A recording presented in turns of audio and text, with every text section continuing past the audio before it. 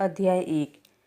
और जॉन ने यह गवाही दी, मैंने सत को कबूतर के समान आकाश से उतरते देखा और वह उस पर ठहर गया।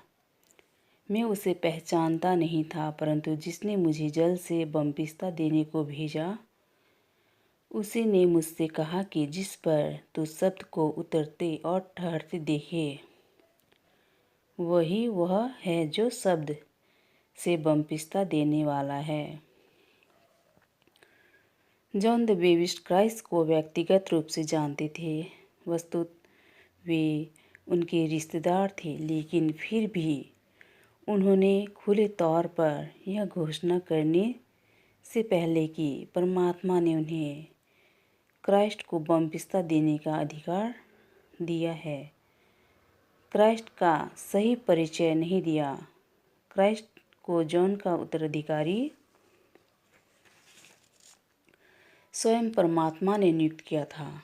जॉन को मालूम था कि उनका अंत निकट है, इसलिए उन्होंने अपने शिष्य और उस समय के जिज्ञासुओं को जीसस क्राइस्ट की शिक्षा पर अमल करने के लिए तैयार करना शुरू कर दिया था, ताकि ज्ञान की ज्योति जलती रहे। जिस तरह कबूतर सहज में सुंदर ढंग से ऊंचाई से नीचे उतरता है, उसी तरह शब्द परमपिता के पास से नीचे आया और जीसस में बस गया। जॉन ने लोगों को बताया कि उन्होंने खुद कबूतर को क्राइस्ट पर उतरते देखा था। यह एक रूहानी घटना थी जो जॉन को अपने अंदर ही दिखाई दी थी। इसे लोगों को समझाने का केवल एक ही तरीका था कि इस घटना की किसी भौतिक वस्तु के साथ तुलना करके उसे भौतिक रूप दे दिया जाए। क्राइस्ट रूहानी तौर पर तैयार थे। ज़रूरत थी केवल एक अन्य ज्योति की जो उनके अंदर उनकी अपनी ज्योति जला दे।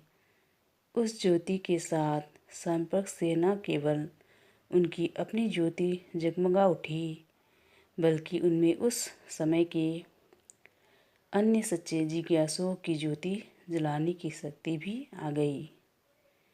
इसलिए जॉन द बेप्टिस्ट ने खुद को इस बात का गवाह घोषित किया कि क्राइस्ट में जिज्ञासु को रूहानी मार्ग पर लाने और परमपिता के पास वापस ले जाने की योग्यता है।